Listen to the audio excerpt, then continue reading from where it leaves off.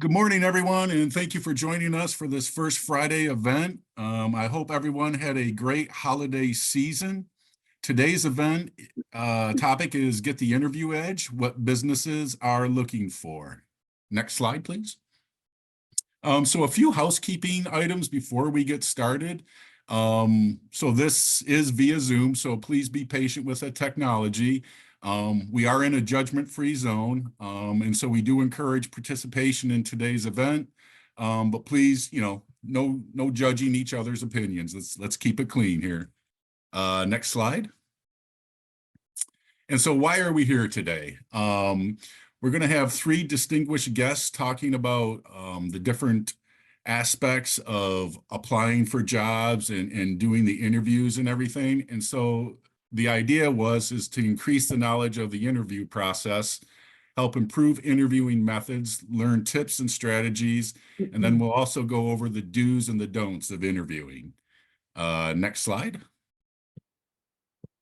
Okay, and so for today's presenters, we have a couple of employers that are going to be talking about best interview practices.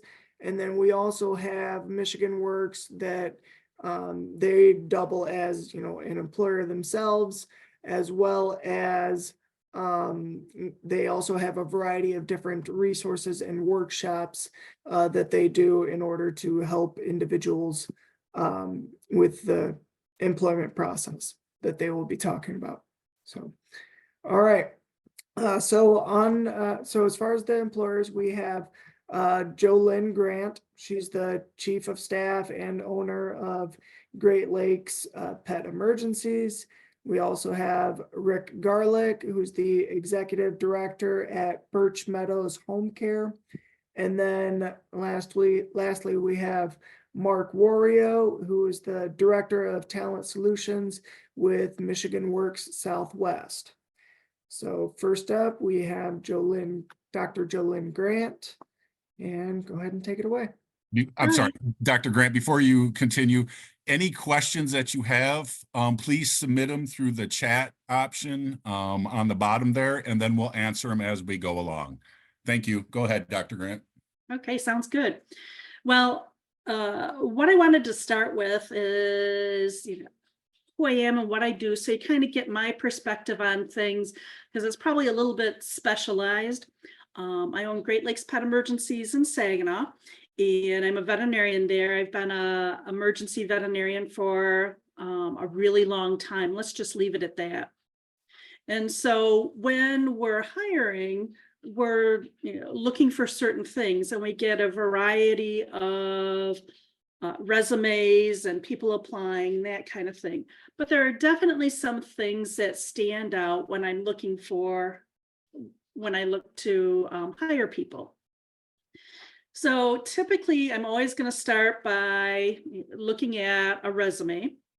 I'm going to look at the cover letter that people have gone ahead and provided. And those are kind of like introductory materials. I want to see what's going on. Why are you applying here? Do you have special abilities or knowledge that's going to be helpful and make me want you more? The other thing that I'm going to take into consideration when I see a resume come in is, do I know you? So those are some of the real basic things that I'm looking for.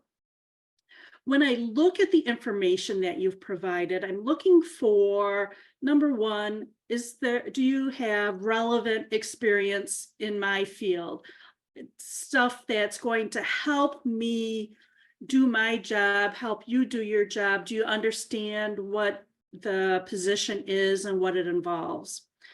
So every now and then I'll get somebody that'll apply for a job at my clinic, and they are looking for a 9-to-5 job, and they'll write that right in their information. Well, my clinic's not a 9-to-5 operation. It's the exact opposite of that. So I want to see that when people are applying, they have a basic idea in terms of what the position is, realistically what it involves, and that everybody's on the same page so that if you are applying for a job with me, it's because it's something that you want to do, you know what it is, and we both are going to be looking for the same sorts of things. When I'm looking at hiring people, one of the big things I first check to see is, have you worked in a similar position previously? So I'm looking, are you an emergency doctor? Or are you an emergency tech? Or have you worked in this field? Have you worked at a veterinary clinic in the past? Other things I'm going to look at is your volunteer experience. Yeah, have you gone ahead and hung out with people so that even though you haven't worked in this field, you have some sort of idea what it involves? It shows also that you're genuinely interested in what I have to offer, and that'll make it a better fit for both of us. Other things I'm going to look for is, have you gone that extra step and done maybe an internship or an externship? What that does is it shows that you have more knowledge about this position than the competition. And that's going to benefit both of us as well. I want to know, that's also going to help me or you determine that, yeah, this is what I want to do. I'm ready for fast-paced action, or, oh, yeah, I'm not so sure I want to get involved in something like that. Other things I'm going to look at is college experiences. Have you done various labs that are going to help you with this stuff? Have you belonged to clubs that show your interest in this position and are going to help you in the long run in terms of building up that background knowledge that I'd like people to have? So I want to know, when I look through your paperwork quickly, that you've looked into this career and you're interested in specifically what this job involves rather than just any job in this sort of position. So I want to know why you're looking for this. Yeah, are you just looking for any sort of job, or is there a specific reason you want to work here other than, yep, this is where my grandma lives and I'll be able to visit her easily? What I want to see when I look through this stuff is, wow, I really need to talk to this person. An example I can give you of a resume that I got recently in my clinic. We're an after-hours clinic, so we go ahead and we do pretty much anything that comes in. Well, a big part of it's doing surgery. I received a resume a few weeks ago, and the person looked really good, had experience and everything, but then mentioned that they don't do surgery. Well, that's probably not going to be a good fit for what I need, because a big part of my job is repairing lacerations or taking pacifiers out of dogs that have eaten it, that kind of thing. So I want to make sure that it's a good fit for both you and me. And how I'm going to first determine that is, do you understand what's going on? Is this something you really want to do? I kind of want to see your background and your connection and how that's going to fit in with what we do. Do you know what the job entails? I mean, it's going to be a big surprise if you're working with distressed people and it's super busy and the phones are ringing and it's late at night and you're tired and whatever, versus a daytime job where you're going in and giving a vaccine and everything's good and everybody's happy and everybody goes home happy. So I want to see that you're up for that, and I want that to show up in your resume. I want that to show up in your cover letter. I want your information to grab me and say, hey, I need to talk to this person. I need to get this person in for an interview. This is what I'm looking for. And hopefully it's a good fit for everyone. Next slide, please.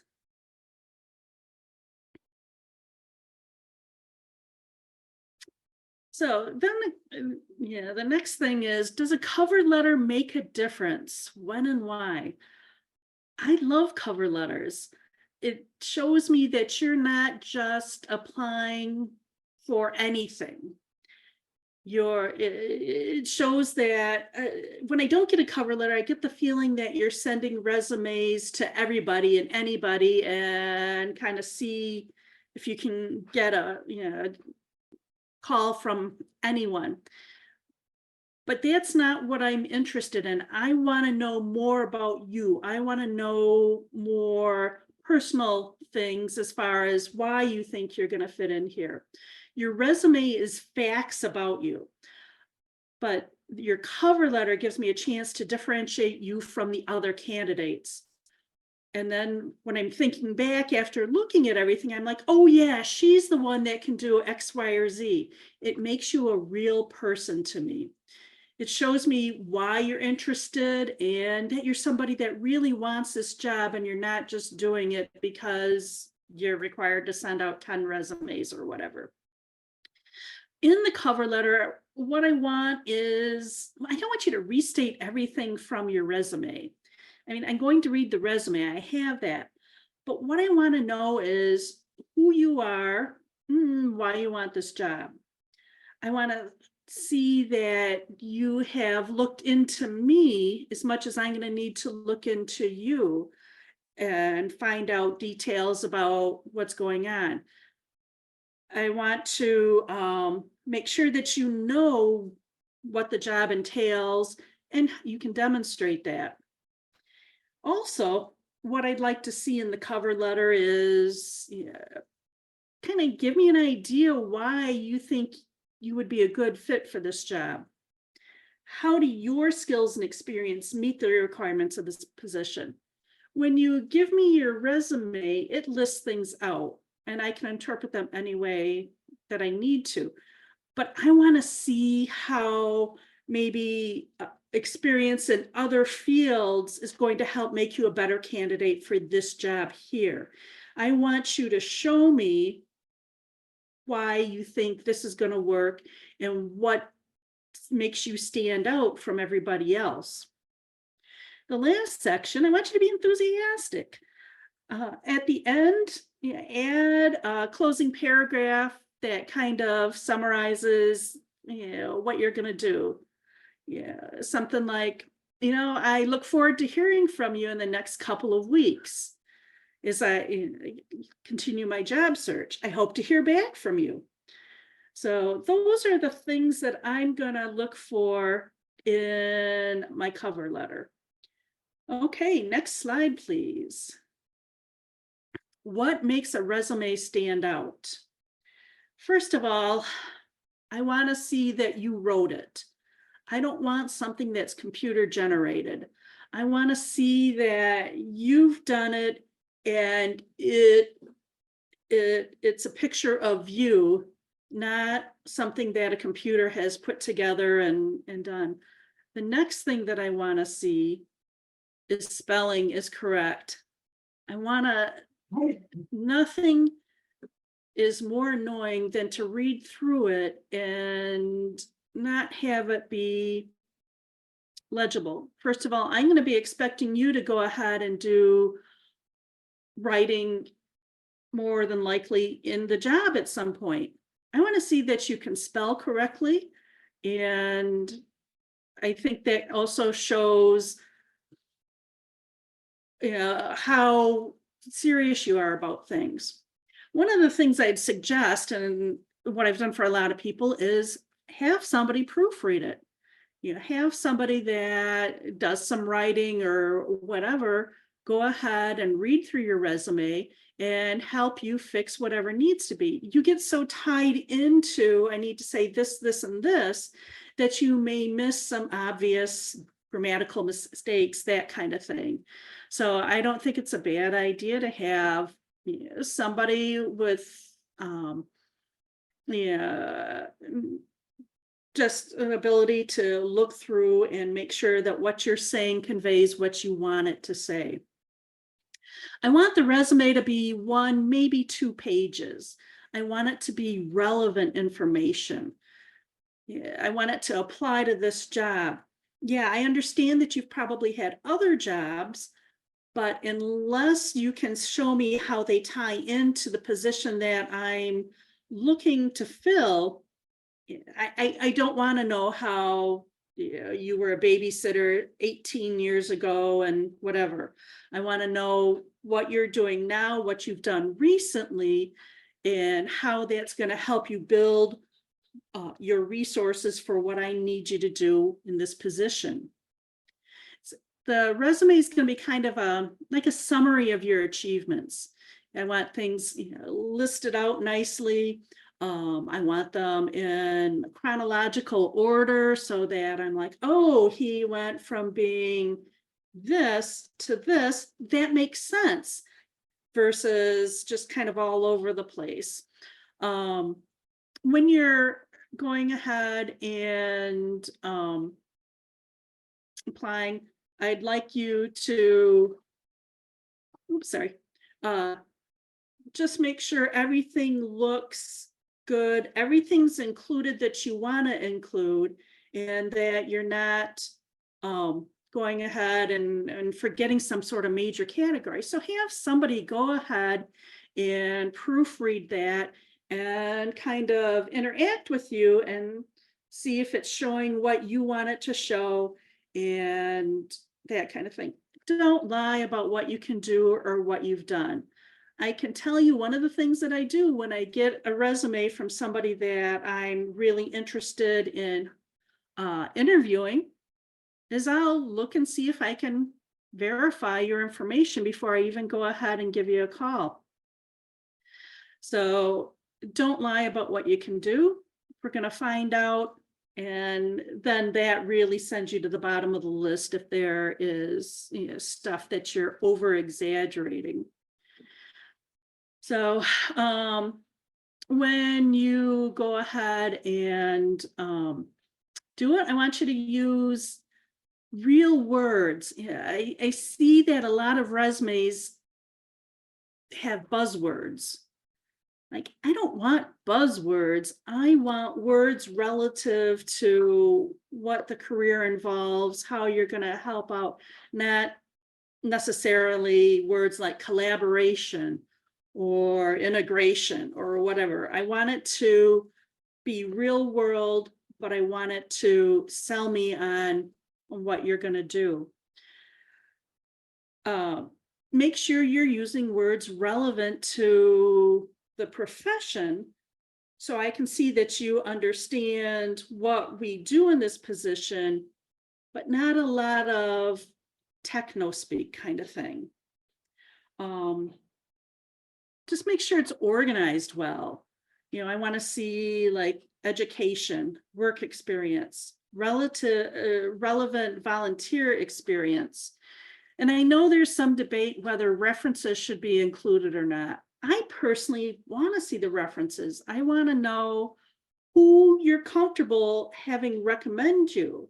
Is it somebody that you've worked with, or is it your grandma? Those are the kinds of things that I really want to know.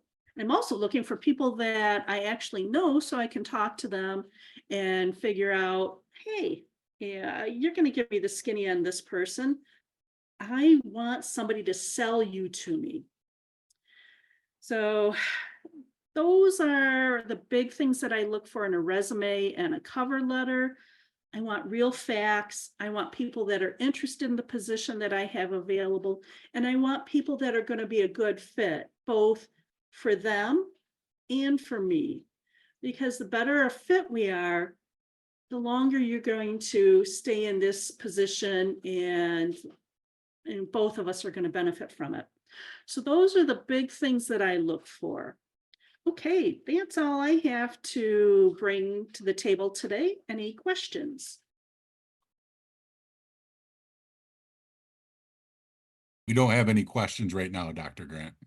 Thank you. Thank you for your presentation. You're welcome. All right.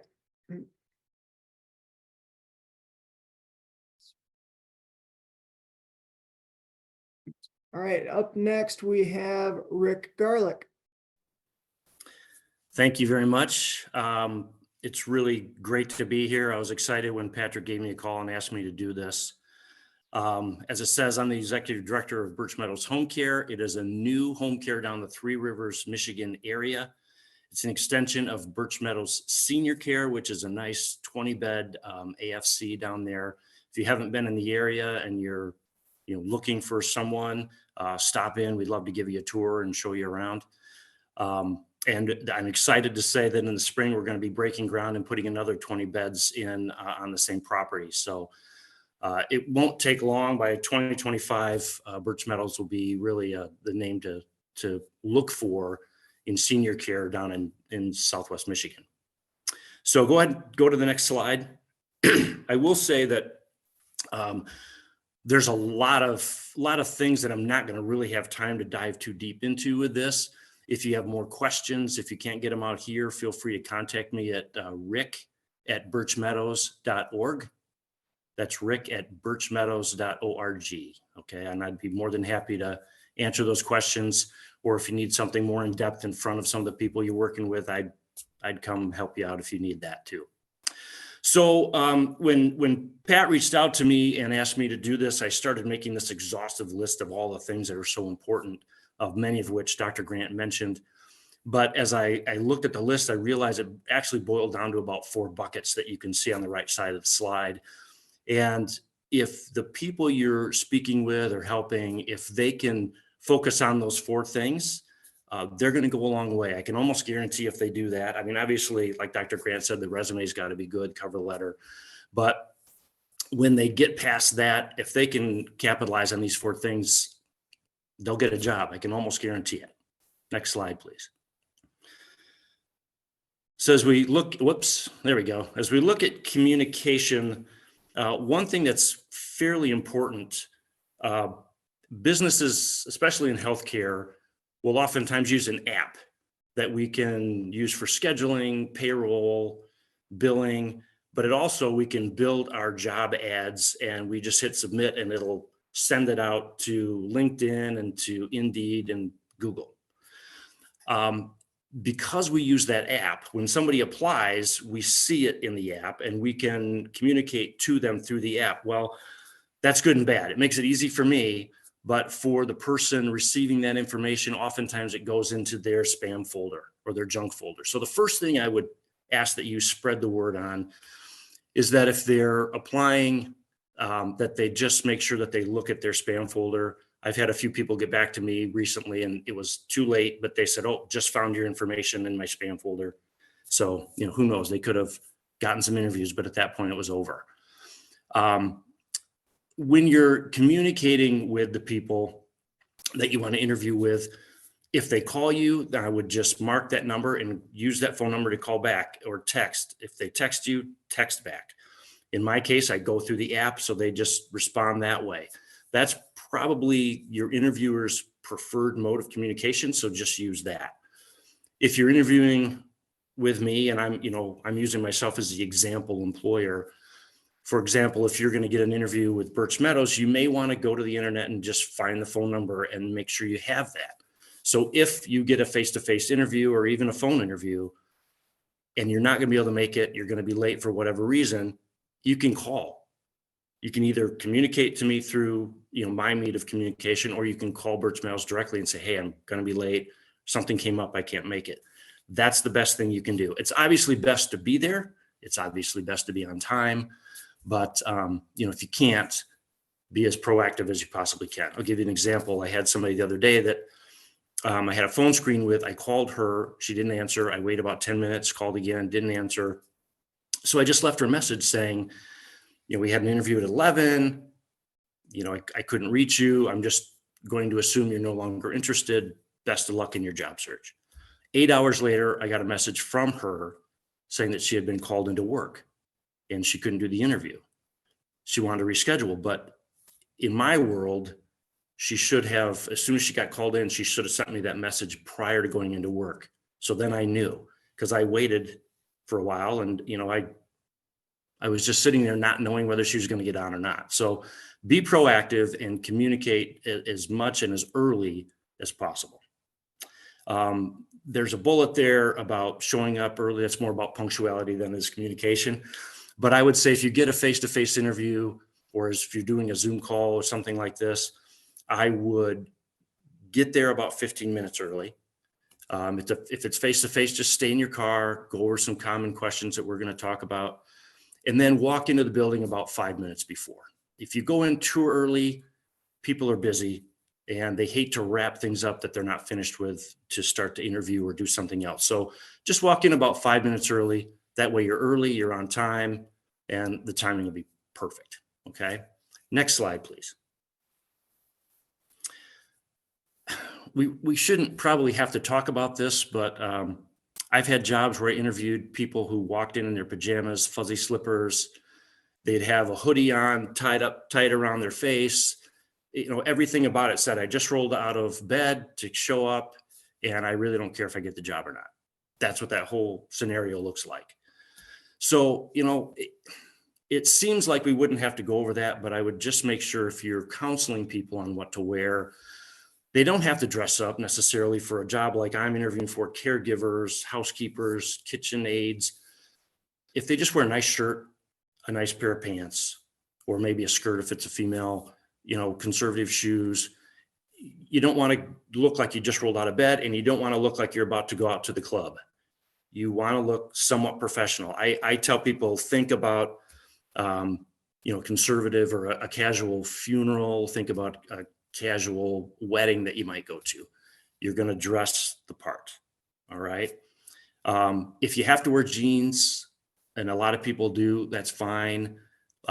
Just don't wear the ones that are in style right now that are all ripped in the front and huge holes. It's not professional. I want you to look like you really want me to hire you. That's the whole thing. It's all about the perception. Okay. Next slide, please.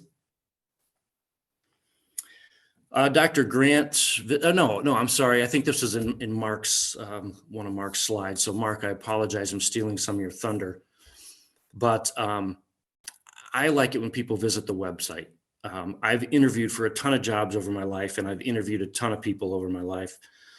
And you should always take 5 minutes, just go to the website, go to the About tab, and look at the history of the company. If you go to the Birch Meadows tab, you're going to see how it started 60 years ago with the grandmother, and how it went to the daughter, and then the son built our building in Three Rivers. And we're very proud of that history. It's a very rich history of caring.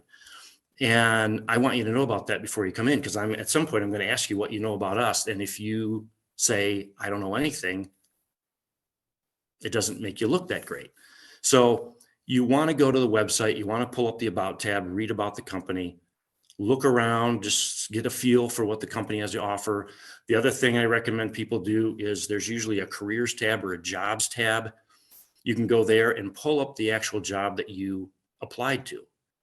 I've had countless times when people are interviewing, and midway through the interview, they tell me that they thought they were interviewing for something completely different, even though, you know, the job ad clearly stated what they're interviewing for. So go back, find the job you applied to, read the description, make sure you understand what you're there for. Okay. Next slide.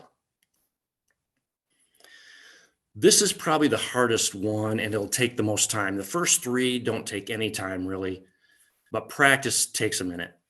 And we're going to talk about some common questions. You can Google 5 common interview questions, 10 common interview questions, and practice these, but you want to get it concise. You want to take maybe a minute or two to answer those questions. And by doing that, you're just going to answer the question. If you go much longer than that, you're going to start going off on tangents that, quite frankly, I don't need to know about. Again, I'll give you another example. I interviewed somebody the other day. She did great through the whole interview. We got to the final question, and she started to just ramble. And in that rambling, she revealed to me a lot of things about her that I really didn't need to know. And what they said was, it left me with the question of, you know, she's probably not going to be punctual, and she's probably not going to be employed by us for very long. So up until that point, I was pretty sure I was going to hire her. And then after she answered that question, she was completely out of the running. So you want to focus on the question. You want to just answer the question, and you want it to be concise. All right. Occasionally, you know, in situational questions, you may go a little longer, but for the most part, you want to keep it to just 1 or 2 minutes. And if you practice that, you'll hear all the extra stuff. If you have somebody listen to you, they'll hear the extra stuff. Just focus in and you'll do great. Okay. Next slide.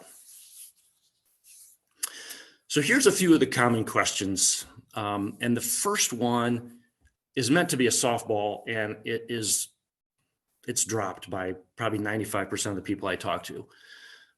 Tell me about yourself. What I'm really saying is, give me a rundown of your resume. So start with most of the resumes I see aren't that long. So start with your first job and just basically say, where you worked, what you did, and why you liked it, or what made you happy to work there. And then you can go to the next job. And the same thing there, same thing, just keep going through your jobs. As the interviewer, I may stop you and ask a few questions about certain jobs or why you went from one place to the next. But that question is really, tell me about your professional self. It's not, and this is what I get almost all the time. I get, I'm a single person with 2.5 children, and I'm a hard worker, and I grew up here and I moved there, and it's great, but I'm going to learn that stuff about you when I hire you. Right now, I want to know your professional self and, what brings you to me. That's all you need to do. Number 2, what do you know about Birch Meadows Senior Care or Birch Meadows Home Care? We just talked about that. If they go to the website, they'll nail that. If they know a little bit about our history and what we do, perfect. I recently interviewed 30 people, and I had one person that had went to the website that knew anything about us. Everybody else said, I don't know anything. I just saw the job and applied. So, it just tells me that they're applying for anything and everything, and it doesn't really matter whether I hire them or not. In my line of work, I'll ask, what about caregiving interests you? But that could be any job. I want to know that they've got the right heart for it. Usually when I'm asking about that, I'm looking for a history of caregiving. They've taken care of their parents, somebody in their family, a neighbor, but they've somehow found their way into that, and they really enjoy it. They get a lot of satisfaction out of it. So that's really what I'm looking for in that question. And then the follow-up question is number 4, what about Birch Meadows appeals to you? In other words, you could be a caregiver anywhere. There's lots of places you could work, but why do you want to work for me? Why do you want to come to Birch Meadows? So again, if they've done their homework, they can talk about the history. They can talk about a little bit to the culture that we have, and that will help. I can give you a little hint. If they've worked for big companies, they can kind of do a comparison and contrast of what they got at the big company versus what a small company offers, and vice versa. If they're going from a small place to a big place, there's lots of things to pull from as to why they want to go there. Number 5, what are your strengths and weaknesses? I hate this question, but it gets asked a lot. As far as your strengths, I would always recommend that you have 2. And I would say my strengths are this and that. The first one I do well because, and you can say, why you do it well, or what you had to do at one of your jobs that really made you realize you're strong at that. Or maybe your employer asked you to do something because you were very strong at this particular skill. So have a couple of examples there. As far as weaknesses go, we all have weaknesses. It's hard for any of us to sit there and think of, our weaknesses. If you can't think of one, ask a friend. But the one thing about your weakness is we want to hear it, but we also want to know what you're doing about it. So in my case, if I were interviewing, one of my strengths might be relationship building.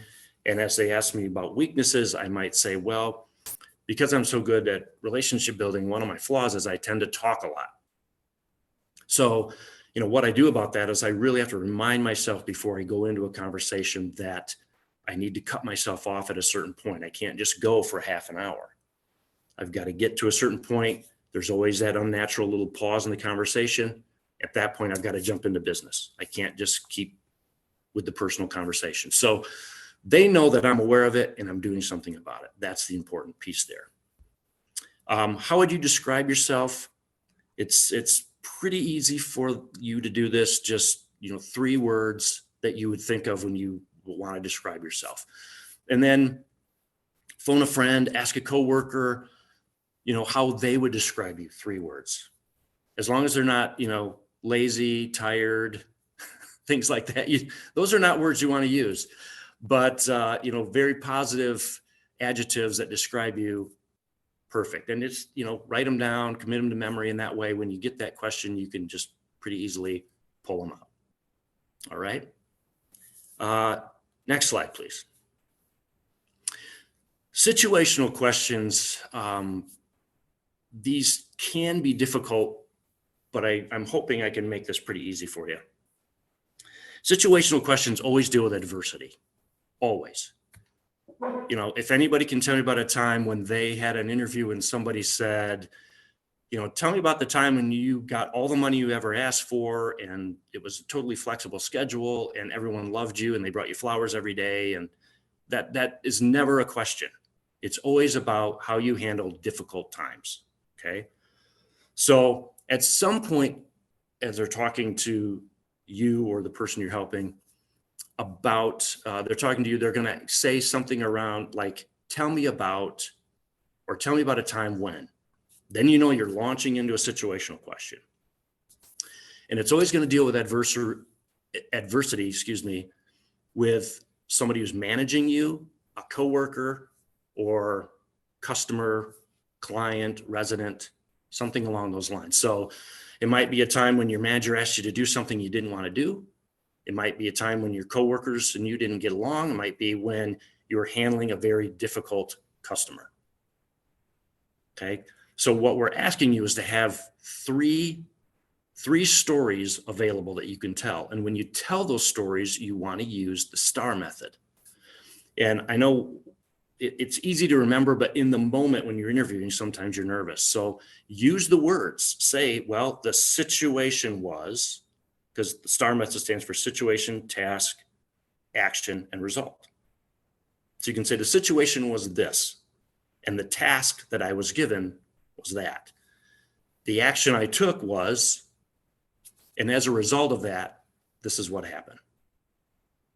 The little side note I'll throw out here is occasionally people are given a situation as a group. They're in a group and they'll say, we did this, we did that. We doesn't do me any good because I've been in groups before and you've all been in groups. We know there's people in the group that do nothing. They just are fish that follow everybody else around, right? So you have to use I want to know exactly what that person did, the actions that they took directly, and what came of that action. Okay. That's probably, as simple as you can be. But again, it goes back to what I said earlier. They've got to practice. They've got to think of times when they didn't get along with their manager, coworker, tough customer, come up with that story, write it out, and stick with that format. They'll nail it every time. I guarantee it. Okay, next one. So I think our interview setup is pretty common. Most of the companies that I've interviewed with or have interviewed for have a very similar situation. I like to call people. Well, at first I talk to them through the app and set up a time. Some people just cold call you and say, is this a good time? And they'll start. I like to give people a little heads up. So I'll set an appointment for a 10 or 15 minute phone screen, at which time I will ask them, tell me about yourself. Okay, just like we talked about, tell me about your professional self. Give me the rundown on your resume. What do you know about Birch Meadows? This is their chance. We set the appointment. They know Birch Meadows is going to call them. This is their chance to go to the website and learn a little something and then impress me that you know something about Birch Meadows. And then I ask a lot of easy questions about their availability. What are they expecting wage-wise? There's a lot of lifting and pulling in this job. So I ask about physical limitations, obviously, criminal record, things like that. I want to know about a few things that might take them out of the running, so neither one of us waste time. So those are pretty easy questions. If that goes well, I'll have them in for an in-person interview. This is where we give them a tour of the place. I'll talk a little bit more about what my position is and being this the director of in-home home care. And then we get into some of the situational type questions.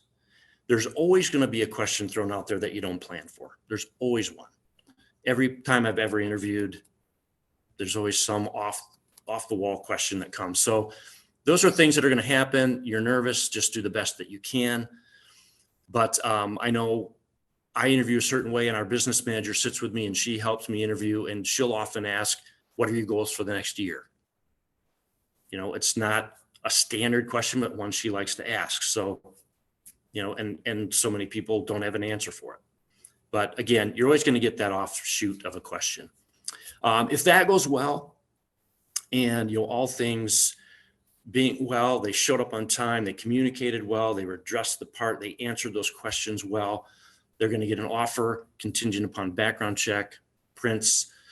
And one thing that we do in the state of Michigan for in-home private duty, non-medical home care, the training, the median in Michigan is 8 hours.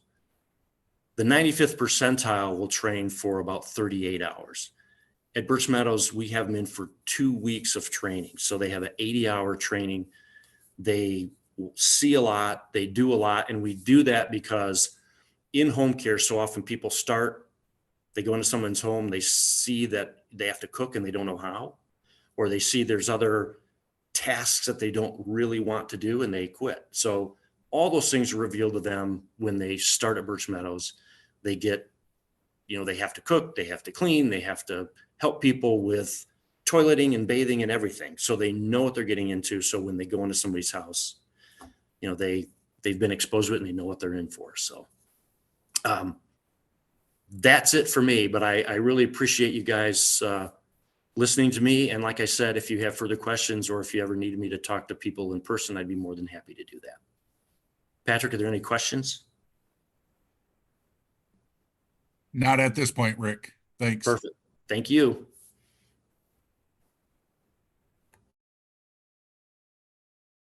All right, thank you very much, Rick. All right, so next we have Mark Wario with Michigan Works Southwest, and take it away.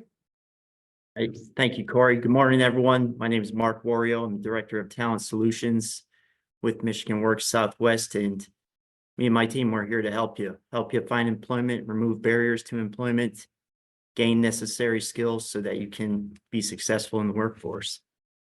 Next slide, please.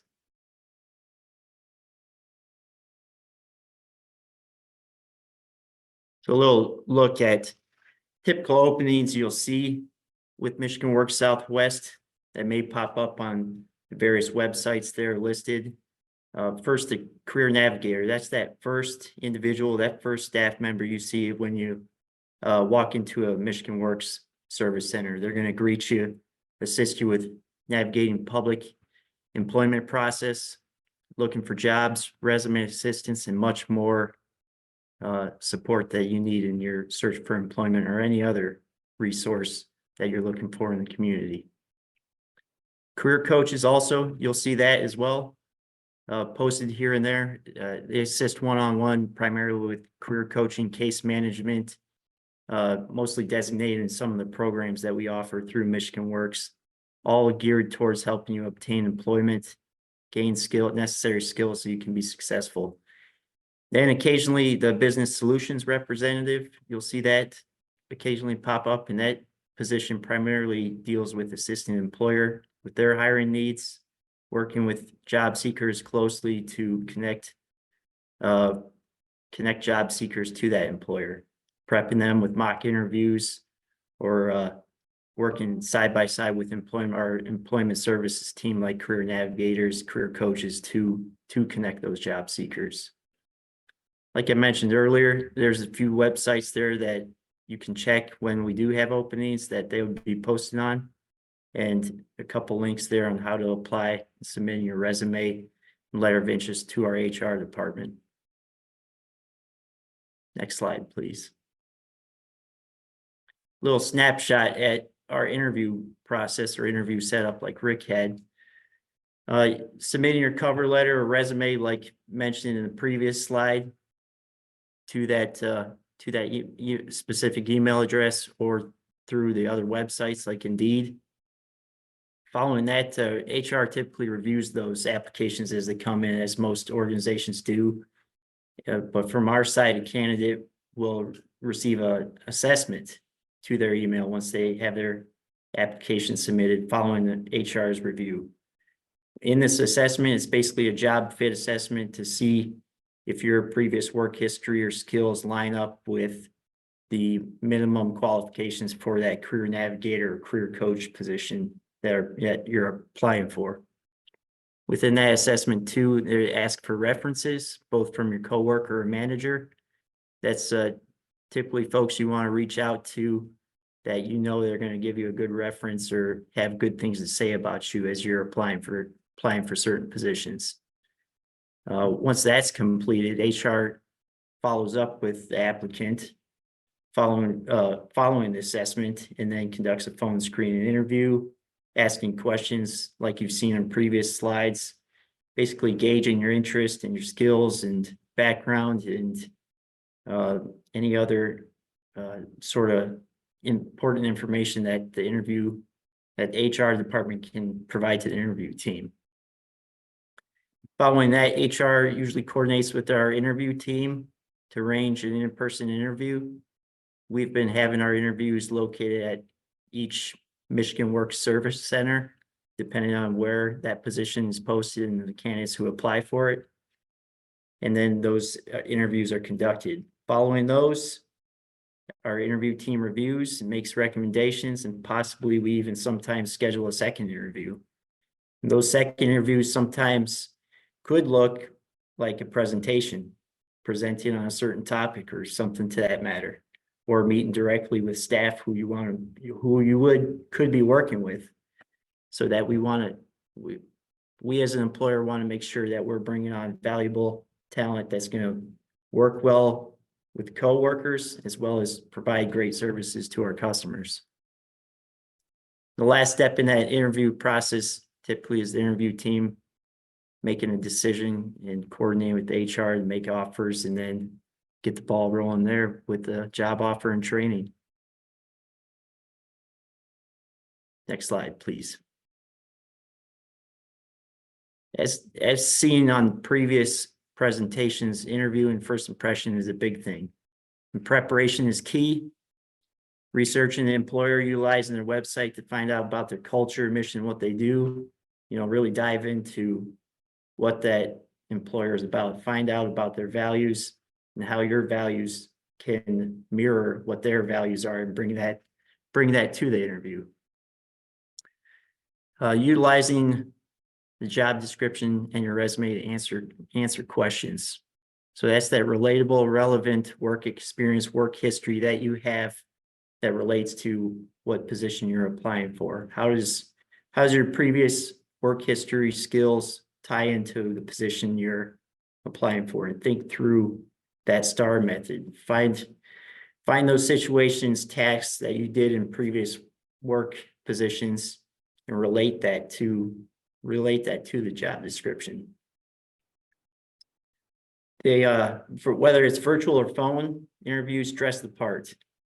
You're gonna have a confident mindset if you dress the part and are professionally dressed.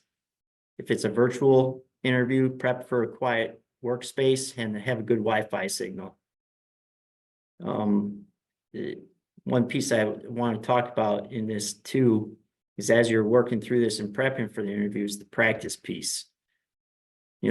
Competence equals confidence. And the more you practice, the more confident you're going to be, the better you're going to come off and be better prepared and well presented at an interview. In person as well, dressing the part, eye contact, smiling, and avoiding distractions in those interviews. We're in a very technological age, so cell phones, smartwatches, anything that you think could go off during that interview, leave that out of the interview, would be my advice to you. And then always talking about yourself in a professional manner. Stand by as we're talking about yourself in a professional manner.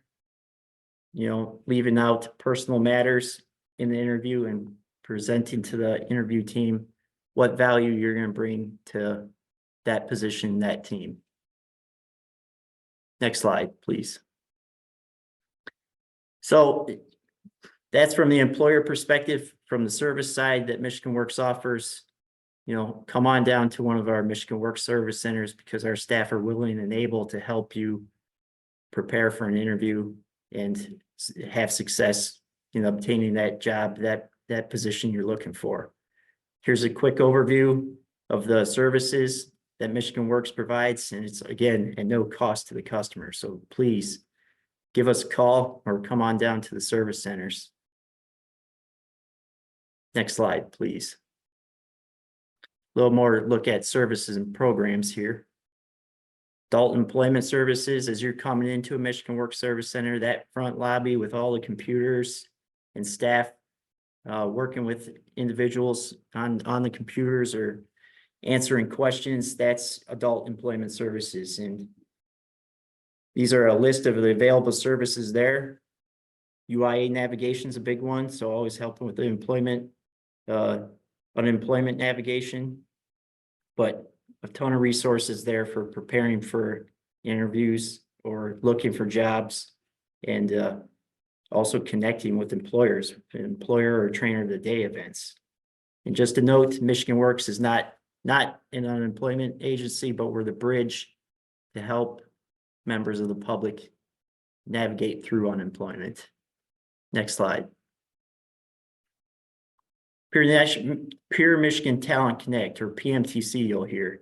This is a useful website that the state uses as an online marketplace for talent, connecting job, education, and training opportunities. So there's a link right there. Please, if you haven't, check it out.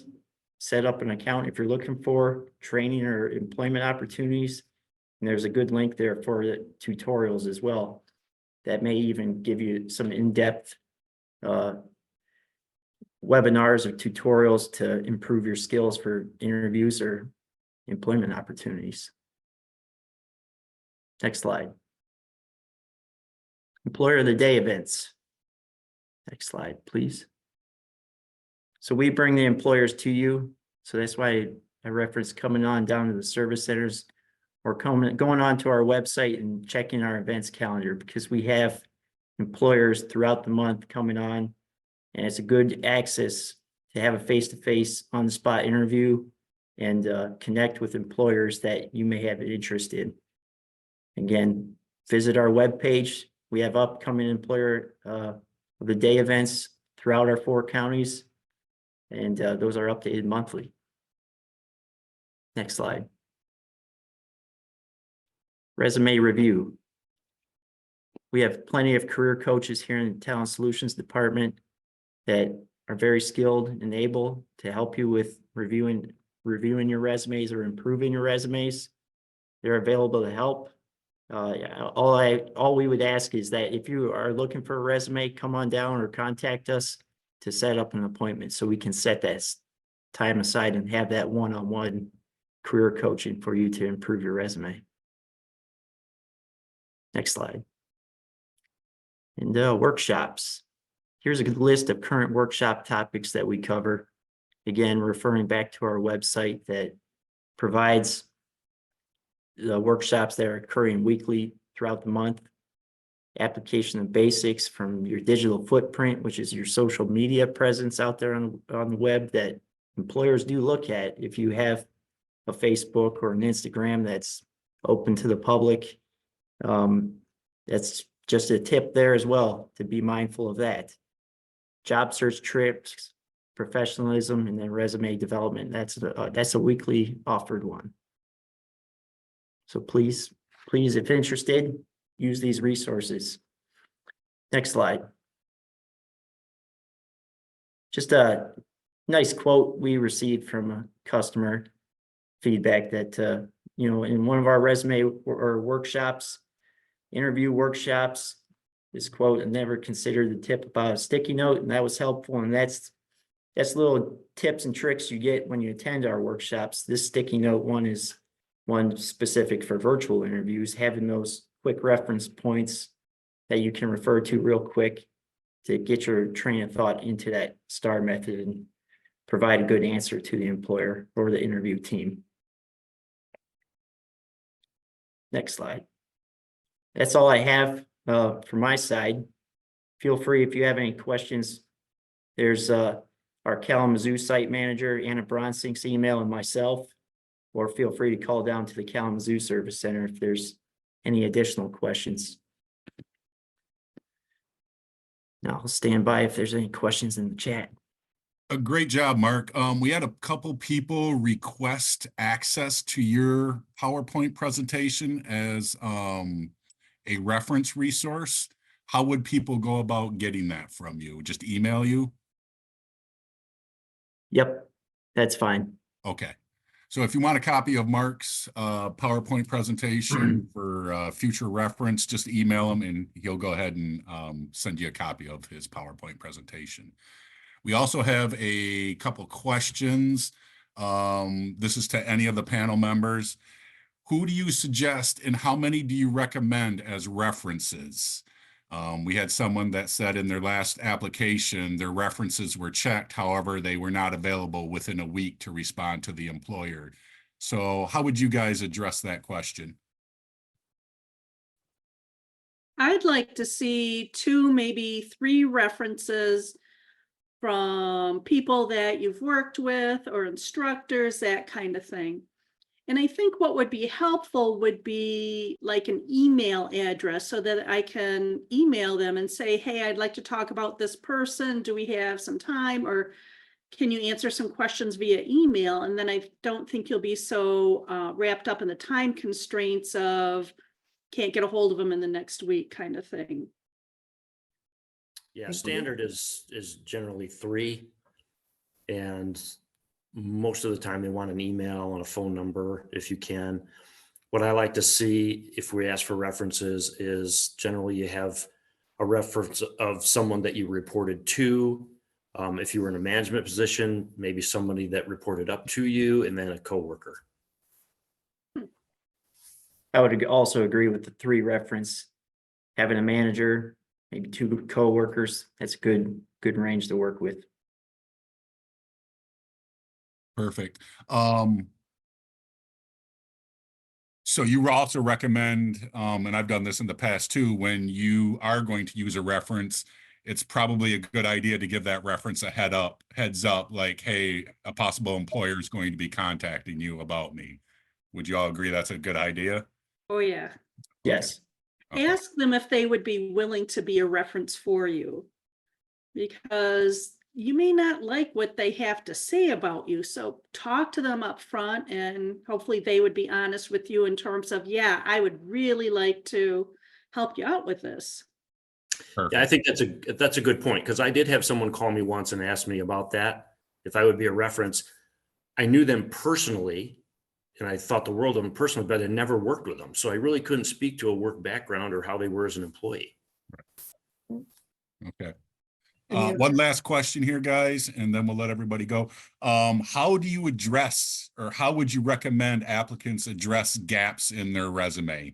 So maybe, you know, mom has been taking care of kids and hasn't worked for 10 years, or, you know, any situation like that. How would you, what advice would you give to the applicant to address that? I'd be inclined to include it in my resume, took time off from such and such to such and such, or maybe in the, letter of recommend, or, the cover letter. Just because I kind of want to know what happened to you. Why weren't you doing anything? And yeah, maybe you were working in a different job in a different field. I want to see that you're dependable and you've been doing things with your time. Good answer. Thank you. Well, Yeah, I would agree. well, I think that pretty much wraps up our time. It looks like we're right on time for 11 o'clock. So thank you everyone for joining us. Thanks to the presenters, and hope that you found some of this beneficial.